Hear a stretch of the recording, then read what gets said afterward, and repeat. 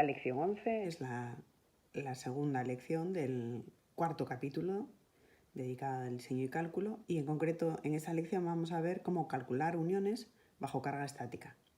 Para ello vamos a dividir las uniones, a diferenciar entre uniones a tope y las uniones en ángulo, que tienen más dificultad de condiciones y de cálculo. Y finalmente haremos ejercicios de todas ellas.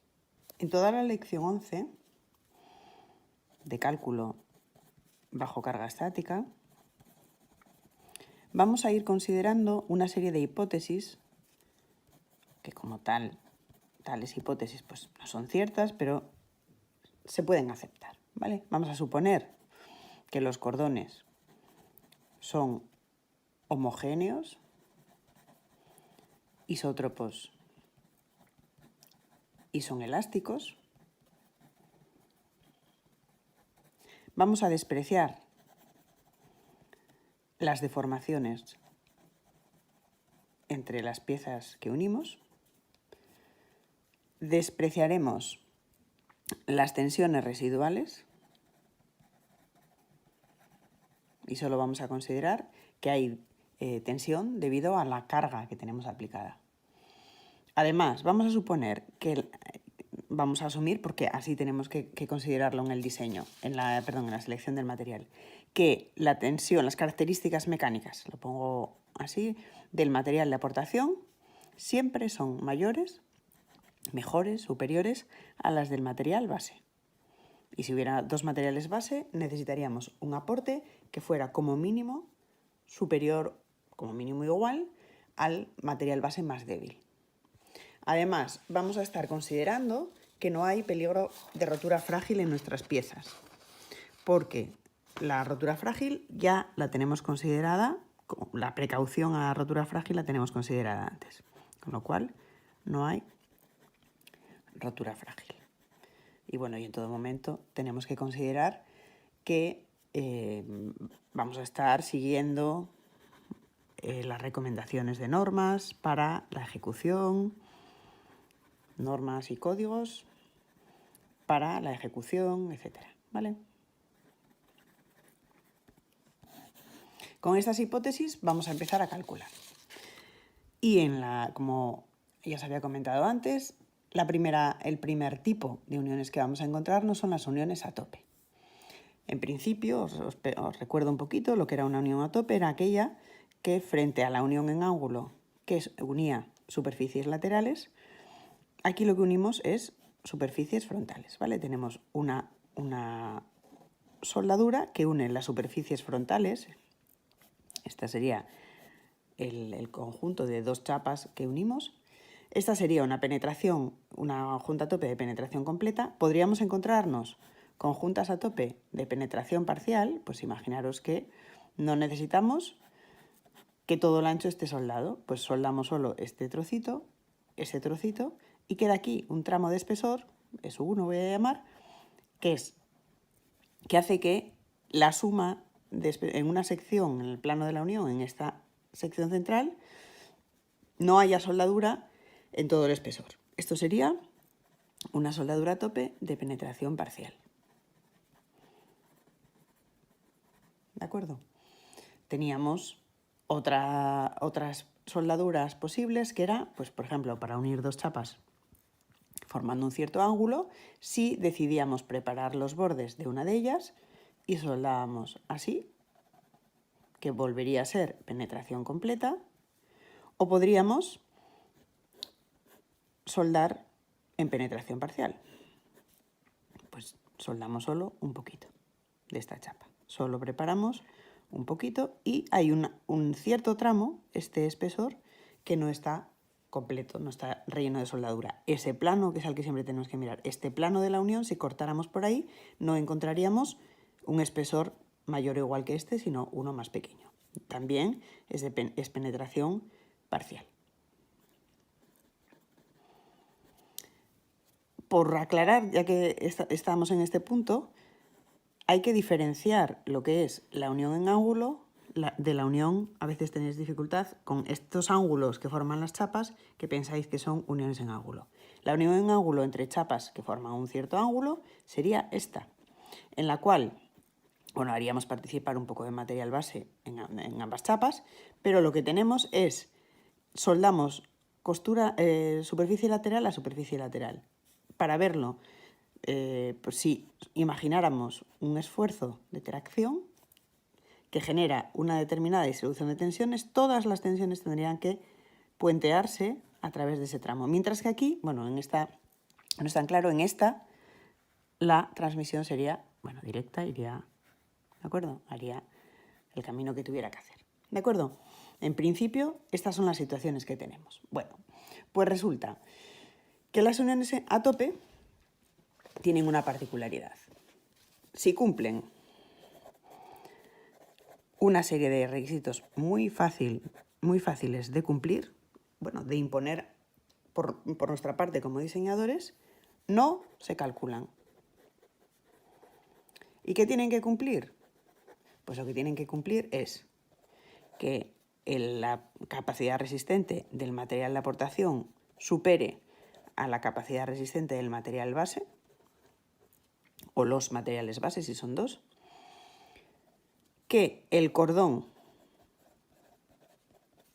sea continuo en todo el ancho, y ahora vemos qué es esto, que tenga penetración completa,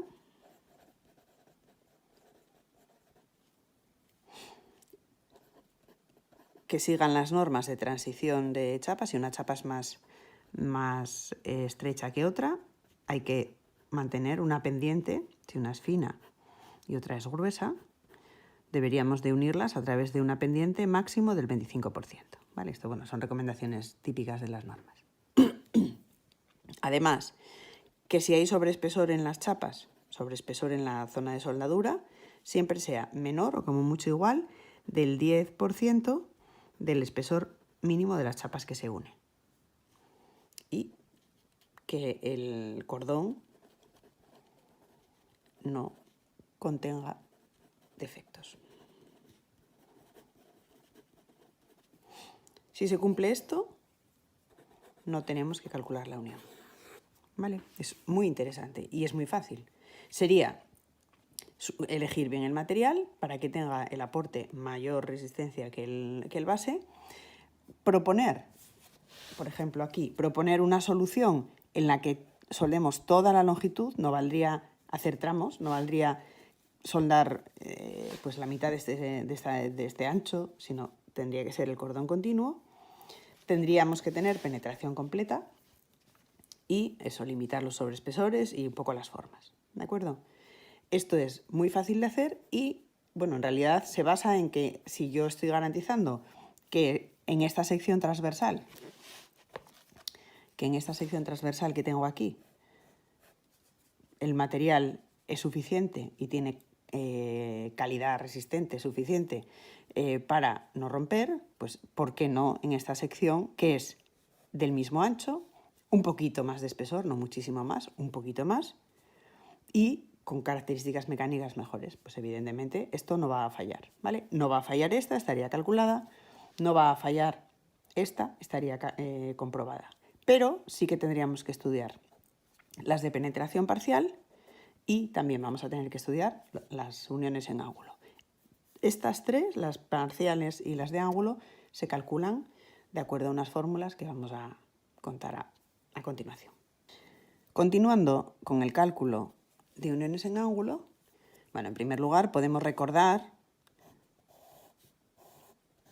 cuáles son, digamos, los parámetros que definen una unión en ángulo. Imaginaros que tenemos dos chapas, que tendrán una determinada anchura hacia atrás. Bueno, las puedo dibujar. Tendríamos esto y queremos unirlas por soldadura. Para ello proponemos una unión en ángulo que consistiría en un cordón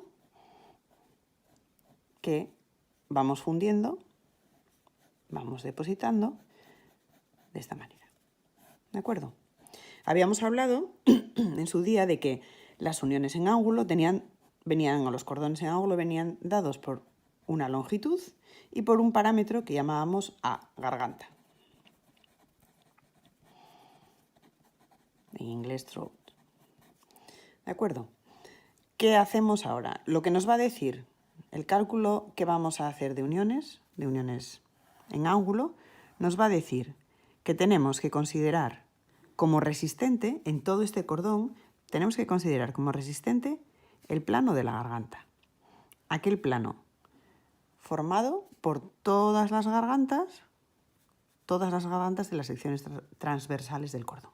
¿Vale? Este plano es el que vamos a llamar plano de la garganta. Y es el que nos va a marcar la capacidad resistente. Para aplicar esta consideración, muchas veces no vamos a manejar el plano de la garganta tal y como está, sino que vamos a abatirlo. Una limitación que tiene añadida las uniones en ángulo es que al cordón, el cordón real soldado, hemos dicho que vamos a considerar resistente su garganta y vamos a considerar como la otra dimensión la longitud. Pero no vamos a considerar, o sea, el cordón tiene una longitud real, que es lo que medimos que tenemos depositado, pero de cara al cálculo vamos a considerar una reducción de esta longitud real. Vamos a hablar de longitud eficaz. ¿Cómo? Igual a la longitud real menos 2 veces la dimensión que tenga la garganta. Y esta va a ser para nosotros la longitud eficaz. ¿Por qué? Porque es muy habitual cuando soldamos que en el primer tramo y en el último tramo de la longitud de un cordón puedan aparecer fallos que provoquen que no sea realmente resistente este inicio y final. Una manera de salvar esto es si tenemos soldaduras todo alrededor. Si soldamos un perfil, por ejemplo, todo alrededor, en ese caso, como no hay inicio ni fin, no hay cordón que empieza y que acaba, podríamos aceptar que la eficaz y la real fueran iguales. ¿De acuerdo? Pero si no, vamos siempre a despreciar la aportación resistente de la primera garganta para la derecha y la segunda para la izquierda, ¿vale? De una dimensión de garganta a un lado y a otro. En el cálculo de uniones en ángulo tenemos que tener en cuenta una serie de limitaciones. Las hipótesis que aplican son las mismas que ya comentamos para el cálculo general de cordones, pero hay que tener en cuenta una serie de consideraciones o de limitaciones, ¿vale?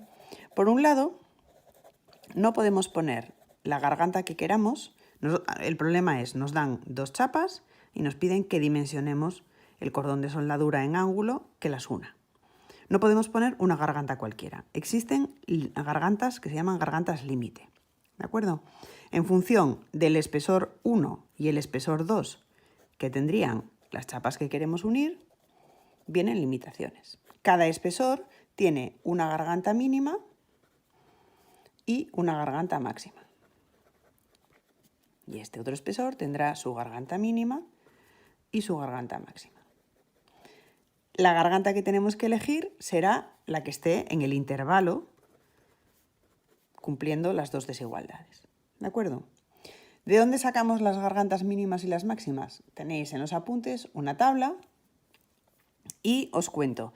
Para las gargantas mínimas tendríais que ir a mirar la tabla. Para las gargantas máximas también vienen en la tabla, pero la garganta máxima es habitual considerar que la garganta máxima es 0,7 veces el espesor mínimo de las chapas. En los apuntes, en el texto, tenéis también la tabla. Por ejemplo, si queremos unir una pieza de 10 milímetros a otra de 14, iríamos, la de 10 nos impone una garganta entre 4 y 7 milímetros, la de 14 entre 5 y 9, por lo tanto tenemos que estar en el rango 5-7. Podríamos elegir 5 o 6 o 7 milímetros de garganta. La limitación que se aplica al caso de los cordones laterales sometidos a tracción es esta. Tenemos que cumplir que la longitud de los cordones, la longitud de los cordones depositados de estos, esté comprendida entre 60 veces el valor de la garganta y 15 veces el valor de la garganta, y la anchura de la pieza y 12 veces la anchura de esta. De la misma manera, pues las transiciones que os contaba antes, nos obliga la norma a que, bueno, las distintas normas, a tener una transición cuando las chapas son, unimos una fina a una gruesa, no podemos unirlas de cualquier manera, sino que hay que corregirlas y habría que tener una pendiente máxima del 25%, tanto en el sentido del espesor como si la diferencia está en las anchuras, ¿vale? Y luego una cosa habitual en todas las normas es que nos obligan a que no haya ningún cordón de soldadura con menos de 30 milímetros de longitud. En cuanto a los criterios de agotamiento para las uniones en ángulo, volvemos a ver lo que es un cordón en ángulo, más o menos sería esto, podría ser con la superficie cóncava o convexa, pero bueno, la voy a representar plana, porque es otra de las opciones. Tendríamos el cordón y, como os decía antes, el plano que nos sirve o que suponemos resistente es el plano de la garganta, que es la altura del máximo triángulo isósceles que podemos representar en la sección transversal del cordón. Por tanto, todo esto sería el plano resistente, el plano que define la capacidad resistente del cordón que está aquí dibujado. Este es el plano de la garganta. Al plano de la garganta se le asignan unas determinadas tensiones. Si os acordáis, en resistencia hablábamos de tensiones normales y tangenciales. Bueno, pues vamos a hablar de que en el plano de la garganta tenemos un estado tensional definido por una tensión normal sigma, saliente de ese plano de la garganta, y dos tensiones tangenciales. Una tensión tangencial contenida en el plano de garganta y perpendicular al eje del cordón, que vamos a llamar tau sub n, y una tensión tangencial contenida en el plano de garganta que es paralela al eje del cordón. Si lo representamos en el perfil, lo que tenemos es, esta es el sección transversal del cordón, este sería el plano de garganta y tendríamos la sigma que es perpendicular al plano, la tau sub n que va para abajo y la tau sub a que viene hacia acá, ¿vale? Sale del plano. Es bastante complicado a veces encontrar, pues situar los esfuerzos, la relación entre los esfuerzos que soporta la unión y este tipo de tensiones, y por eso es muy habitual manejar el plano de garganta pero abatido, que sería, si yo tengo ese mismo cordón, voy a dibujar solamente el perfil, si yo tengo este cordón donde decíamos que esta era la garganta y por tanto el plano de garganta, lo que voy a hacer es abatirlo. Voy a llevar este plano de garganta fijo aquí abajo y lo abato hacia la cara vertical o a la horizontal, a donde queráis. Lo abatimos, por ejemplo, aquí, ¿vale? Y aquí tenemos una dimensión que es la garganta, la misma dimensión que teníamos antes, pero ahora renombro las tensiones que tenemos, ¿vale? Voy a darle dimensión para ver las tensiones que tenemos.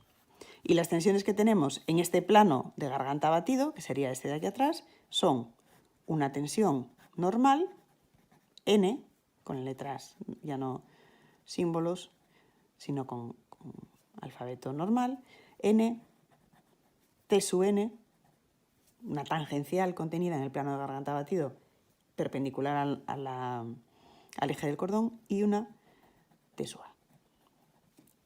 ¿De acuerdo? Y entonces voy a tener, pues siguiendo esta representación, voy a tener el plano de garganta aquí arriba, N, T sub N hacia abajo y T sub A saliente como me ocurría antes.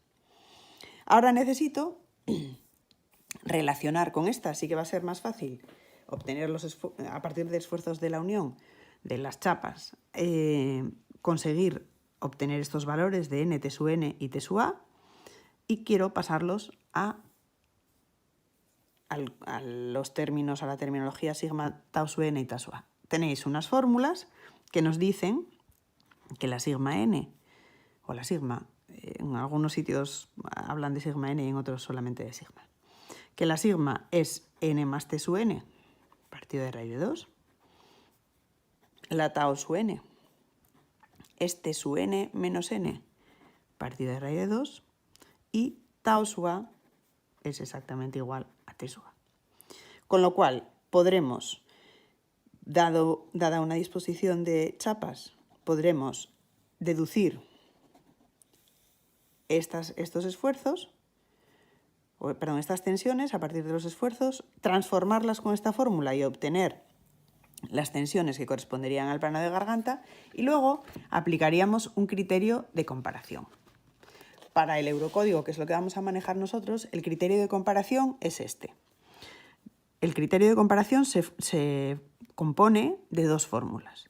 Una que dice que la sigma al cuadrado más 3 veces la suma de tangenciales al cuadrado, raíz cuadrada de todo esto, es menor o igual que la carga característica resistente o carga de rotura mínima de la unión, F sub U, partido por un coeficiente que llamamos gamma MW, que siempre vale en soldadura 1,25, y un coeficiente que llamamos beta, beta no es beta W, es beta, que depende del material. Estos dos, tanto la F sub U como el beta, dependen del material. Tenemos que cumplir esto para decir que la unión es segura, y además tenemos que cumplir que la tensión normal en el plano de la garganta, sigma, sea menor o como mucho igual que la F sub U, este mismo concepto, partido por la gamma MW, que como os dije, para soldadura es 1,25. Cumpliendo estas dos fórmulas, tendríamos un material, o sea, una disposición de unión válida que no fallaría. Para obtener los valores de F sub U y de beta, tenéis en los apuntes, o bueno, en la norma, tenéis los valores.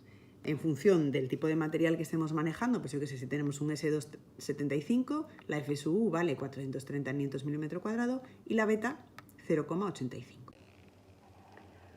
Vista un poco la expresión general o las expresiones generales de los criterios de agotamiento y las limitaciones necesarias, vamos a abordar un caso. Vamos a empezar por uniones sometidas a tracción.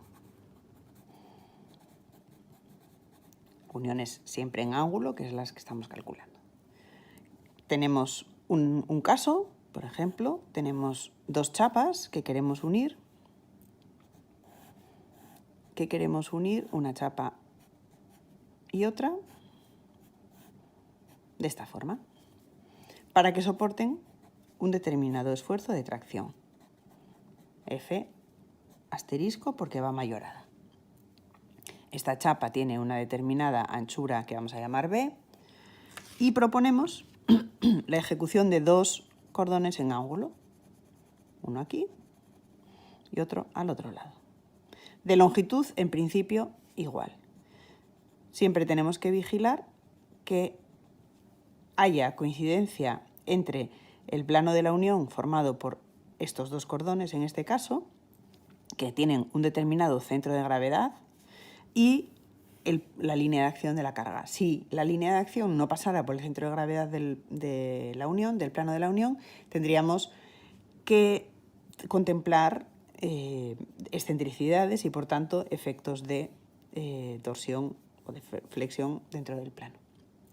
Por tanto, vamos a diseñar siempre de manera que las líneas de acción de las cargas pasen por el centro de gravedad de los planos de la unión que generamos. Bueno, en este caso nos piden que construyamos la fórmula para decidir si esta unión es resistente o no, o qué carga resiste. Lo que tenemos que hacer, lo que había contado antes, este caso es el caso de dos chapas que tienen dos cordones en ángulo cuyas gargantas voy a batir sobre la chapa de abajo, es decir, tengo esto y tengo esto. Estos serían los planos de garganta batidos de los dos cordones ejecutados. Efectivamente, su plano de la unión tiene un centro de gravedad. El plano de la unión sería los dos cordones rayados, ¿vale? Un rectángulo aquí y otro aquí. Pasa la carga F estrella, pasa por el centro de gravedad del plano de la unión, con lo cual estos cordones están viendo una tracción centrada. ¿Qué es lo que están transmitiendo cada cordón? Pues está transmitiendo un esfuerzo de F medios. La mitad de la F que esta chapa está transmitiendo, esta chapa, sus sucesivas secciones transversales están transmitiendo F. Cuando llega aquí, la mitad de la F se la lleva este cordón y cuando llega aquí, la mitad de la F se la lleva este otro. Por tanto, ¿qué es lo que está percibiendo uno cualquiera? Este de aquí adelante. Ese cordón de aquí adelante, que yo tengo más o menos así representado. Yo he dicho que tiene una sección resistente, que es esta de aquí, de dimensión A y L. Ahora os cuento sobre longitud, que antes no os conté.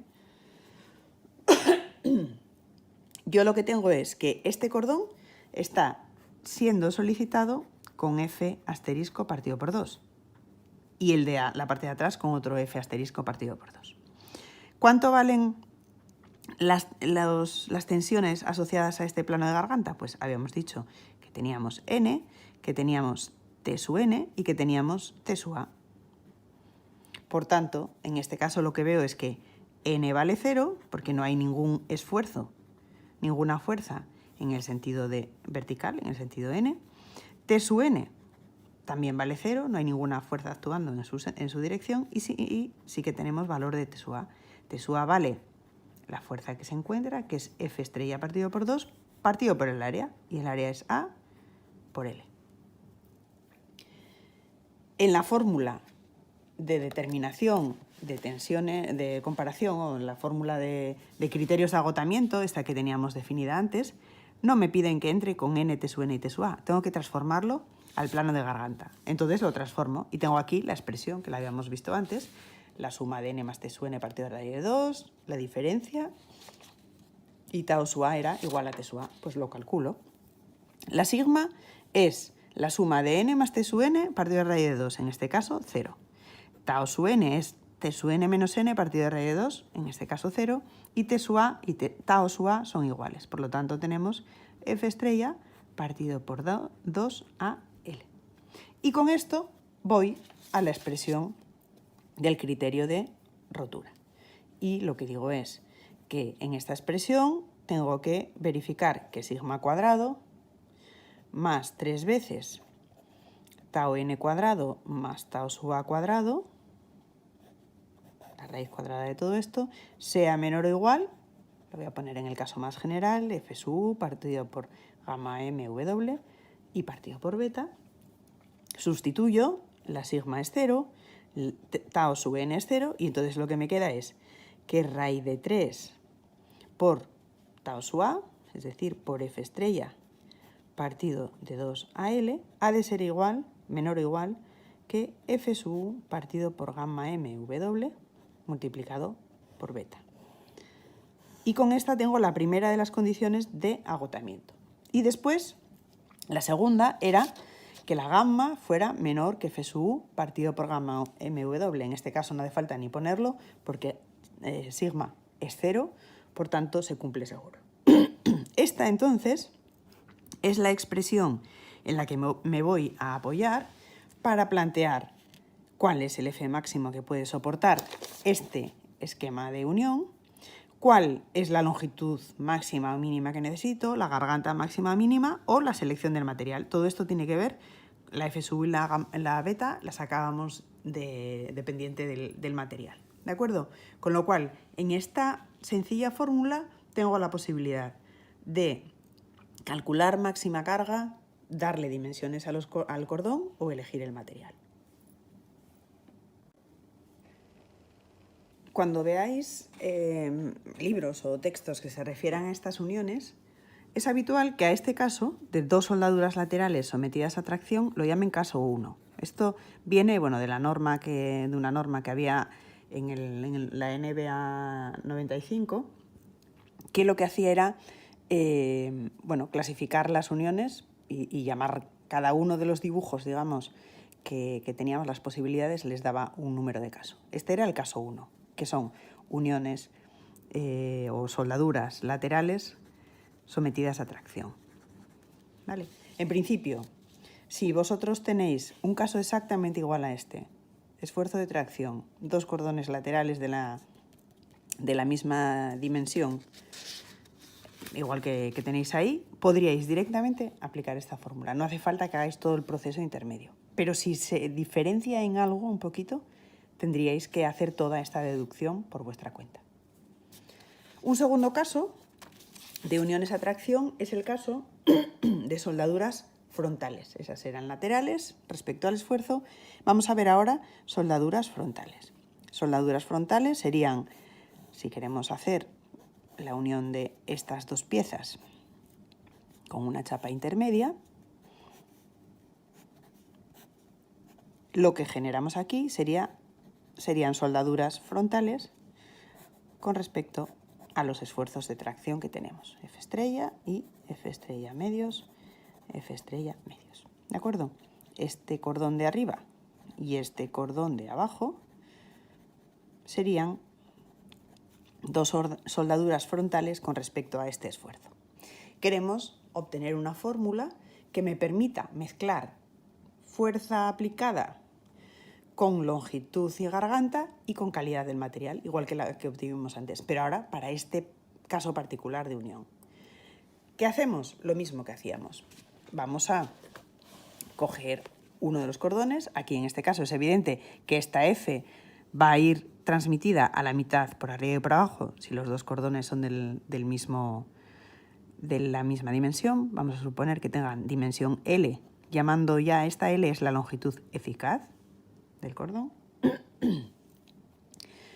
Cogeríamos uno de ellos, por ejemplo el de arriba, el cordón de arriba tiene esta dimensión, bueno, la puedo representar por la línea recta en vez de por el perfil convexo, y yo lo que veo es que el plano de la garganta, que sería este, no es manejable y lo abato. Podemos abatirlo para atrás, por ejemplo. Si yo abato el cordón para atrás, lo que voy a tener es lo que voy a tener en el plano de garganta ya abatido. Esto sería la dimensión A, esta sería la longitud del cordón, la eficaz del cordón. Lo que voy a tener es un triedro de tensiones que yo había dicho que era N, que era T sub N y que era T sub A. Y lo que veo es que este cordón está solicitado por un esfuerzo de F estrella partido por 2. Por tanto, ¿cuánto vale N? N vale F estrella partido por 2 entre el área disponible, entre A y L. ¿Cuánto vale T sub N? En el sentido de T sub N no tenemos ningún esfuerzo solicitante, por lo tanto, 0.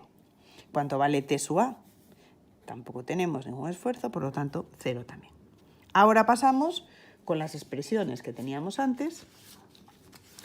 Pasamos a escribir lo que valen las tensiones en el plano de la garganta, que es el que nos interesa para entrar a la fórmula.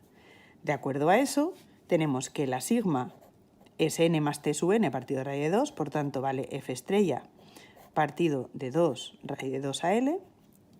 Tau sub n vale t sub n menos n partido de raíz de 2, en este caso vale menos f estrella partido de 2 raíz de 2 a l, y tau sub a vale 0.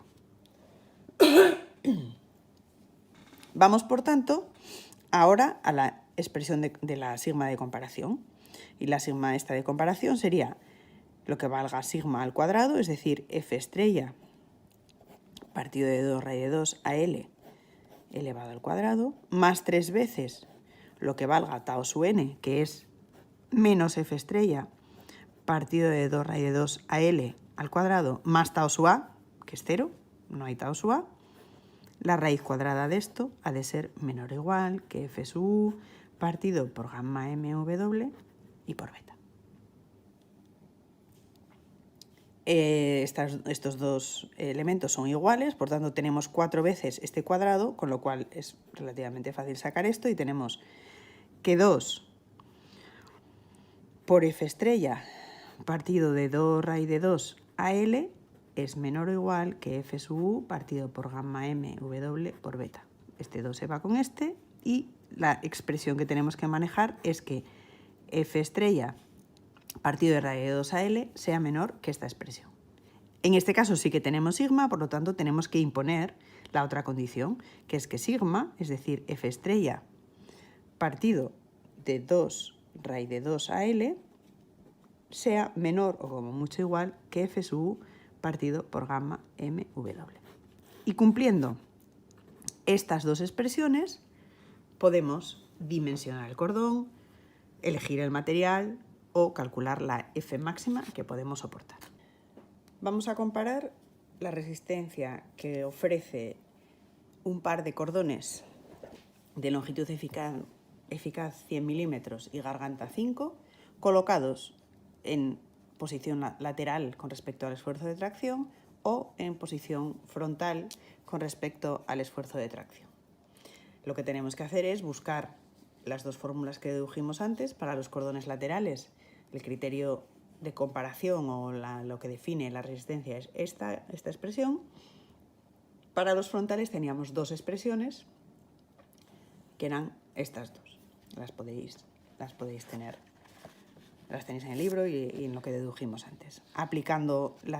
Sustituyendo los valores, he asignado un acero S275, que de la tabla sacamos que vale, la F sub vale 430 y la beta 0,85. Sustituyendo y despejando F, que era la incógnita que teníamos, vemos que el cordón lateral puede llegar a absorber o sin fallar puede resistir 233 kilonewtons. Sin embargo, los cordones frontales, aquí habría que aplicar primer criterio, que sería este, que nos da 285 kilonewtons. Habría que aplicar el segundo criterio, sustituyendo, nos da 485. Por tanto, de estos dos, la F más menor que cumple con los dos criterios es la de 285. Y esa es nuestra solución. Es decir, si esos cordones los colocamos frontales al esfuerzo o laterales, tenemos un comportamiento en el cual resisten más si están situados frontales. Para acabar con la tracción, merece un poco de reflexión el tema de tener cordones combinados, frontales y laterales a la vez. Básicamente lo tenéis en el texto, bajo los casos 3, 4 y 5, 4, 5 y 6.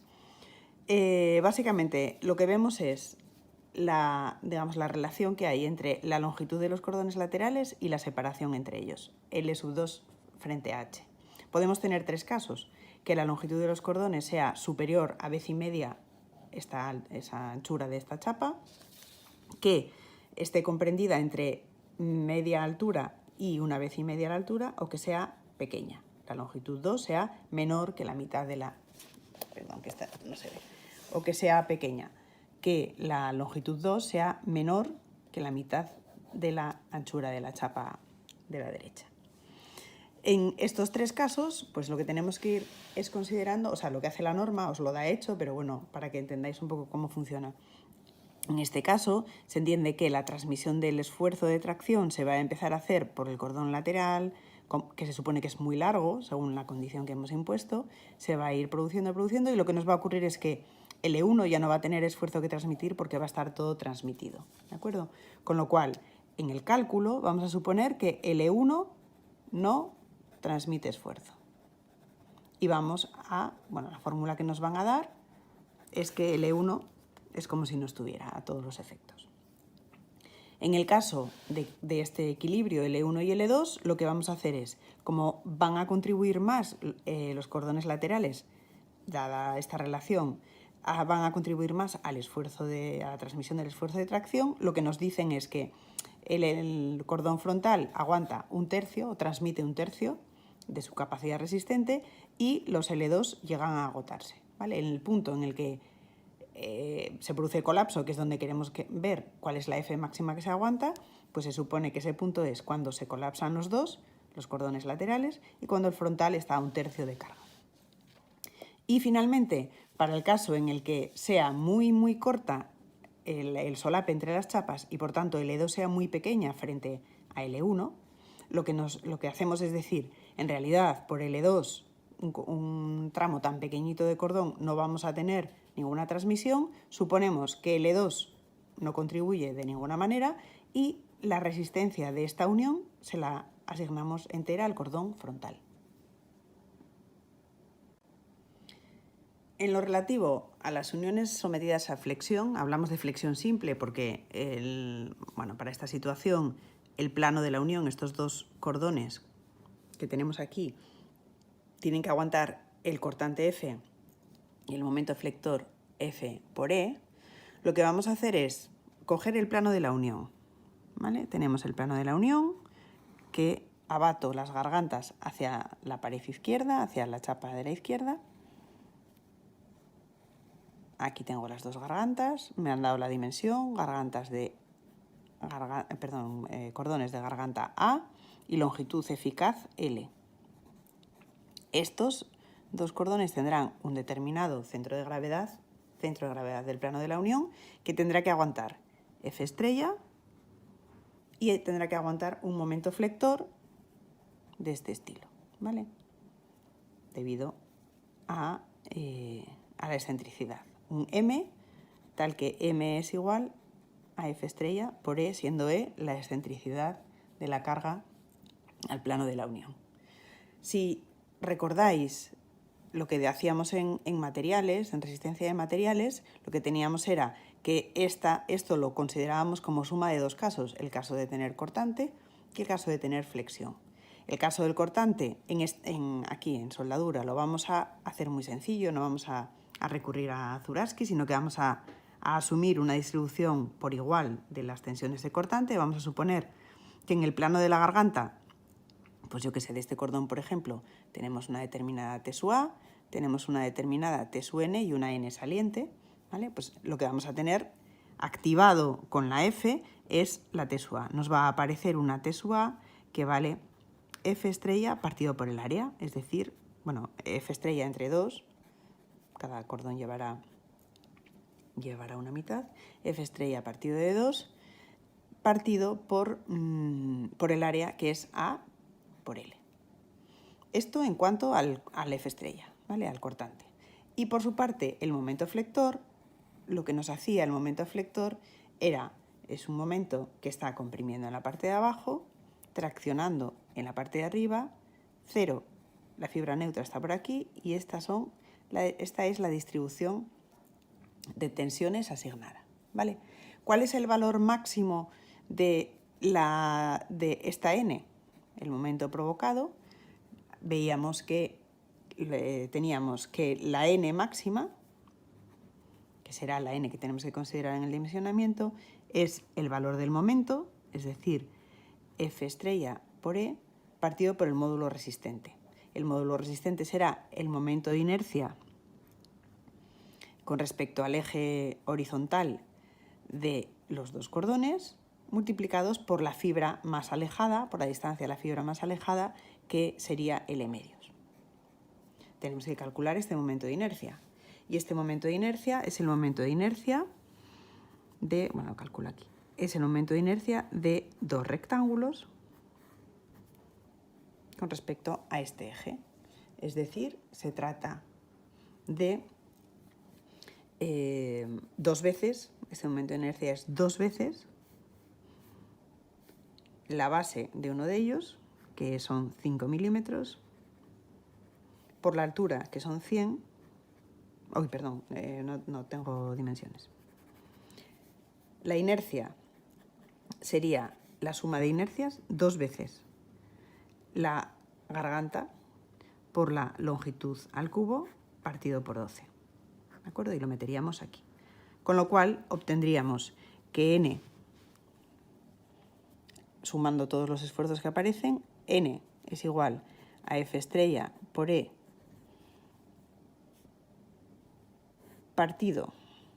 multiplicado por 3, 3FE partido por AL cuadrado. Esto es lo que vale N. T sub N no aparece en ninguno de los casos y T sub A vale F estrella partido por 2 AL. Tendríamos que transformar esta expresión a las sigmas, ¿vale? La sigma sería n más t sub n partido de raíz de 2, es decir, 3f estrella por e partido de raíz de 2 a l cuadrado. Tau sub n sería t sub n menos n, es decir, menos 3f estrella partido por e y también partido de raíz de 2. Y t sub a y tau sub a son siempre iguales. Metiendo esto en las expresiones de criterios de comparación que ya hemos visto, obtendríamos, los criterios de agotamiento, obtendríamos dos expresiones, esta y esta otra, que, bueno, si veis en los apuntes, el resultado final, aproximando para tener una solución, bueno, más manejable, tendríamos, por un lado, que 4,25 f estrella por e partido por al cuadrado tiene que ser menor o igual que la f sub u partido por gamma mw y por beta, y además tiene que cumplirse que 2,12 por f estrella por e partido por al cuadrado sea menor o igual que f sub u partido por gamma mw. Y esta sería la manera de calcular uniones de este tipo sometidas a flexión simple. Uniones de este tipo en las cuales la carga es perpendicular al eje longitudinal del cordón sería exactamente lo mismo. Tendríamos que obtener las tensiones normales debidas a la flexión, asimilar, en este caso el cortante produciría T sub n, efectos en T sub n, sustituimos y llegaríamos a una expresión que sería esta de aquí abajo, ¿vale? Que sería la que nos daría la combinación, nos daría la combinación de material, dimensiones, carga resistida. ¿Qué pasa cuando tenemos soldaduras de todo tipo sometidas a flexión? Es el caso más habitual, un pilar que recibe a una viga, un IPN. Pues lo que tendríamos que hacer sería, en principio, las fórmulas que tenéis en la norma y que están desarrolladas en los apuntes, podréis aplicarlas tal cual si tenéis exactamente el mismo caso. Si no lo tuvierais, lo mejor es que os hagáis vosotros la deducción, ¿vale? Como hemos hecho con los demás casos. Aquí lo habitual es asignarle las tensiones de flexión a las alas de los... No es esa hipótesis. Bueno, no tengo ninguna representación. Lo habitual es que los cordones de las alas sean los que absorban la flexión.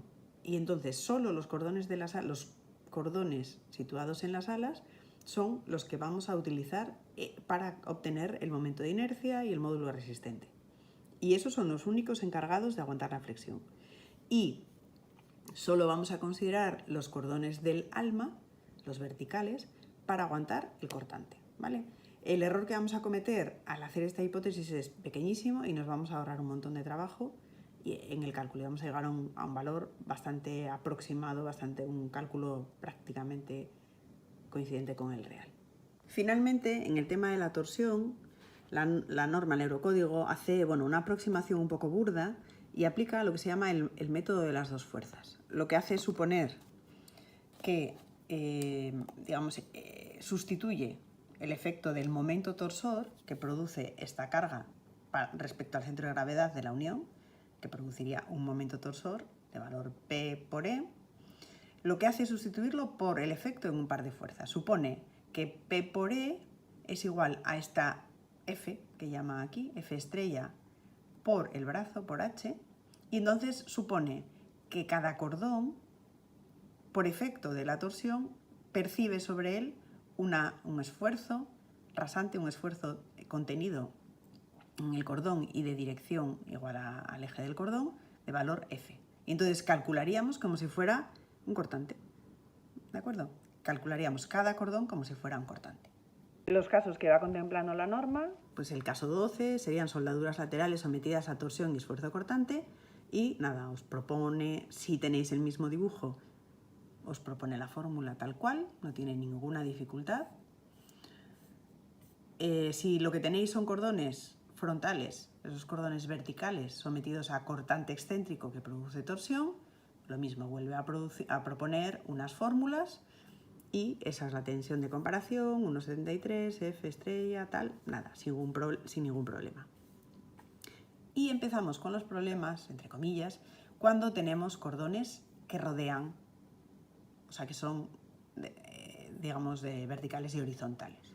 Cuando tenemos esta situación, hay que hacer lo que se llama un reparto en agotamiento, ¿vale? Digamos que la norma nos propone un método que es, hasta ahora decíamos que el torsor lo sustituíamos por un par de fuerzas sobre los cordones, pero solo teníamos 2 cordones, ahora tenemos 4. De ese momento torsor total, P por E o F por E, ¿cuál es el que se lleva el cordón horizontal y cuál es el vertical? Pues lo que nos propone es repartir en agotamiento y nos pide que calculemos, aquí lo tenemos, que nos pide que calculemos el M máximo que aguantan los cordones, M máximo y F máximo, o sea, el cortante máximo, y el torsor máximo que aguantan los cordones 1 y lo mismo los 2. O sea, ¿con qué valor agotaríamos al cordón 1? ¿Con qué valor agotaríamos al cordón 2? Y en función de su capacidad repartimos.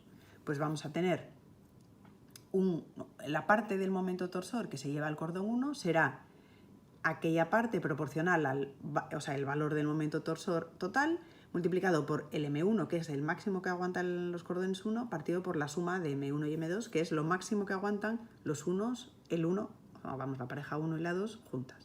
Y lo mismo aquí, ¿vale? Y entonces el problema se alarga un poco más porque tenemos que empezar calculando los M máximos de los cordones 1 y los 2, repartir el M en proporción o de acuerdo a lo que valen los máximos M1 y M2 y obtener un M1 estrella y un F1 estrella, M2 estrella, F2 estrella.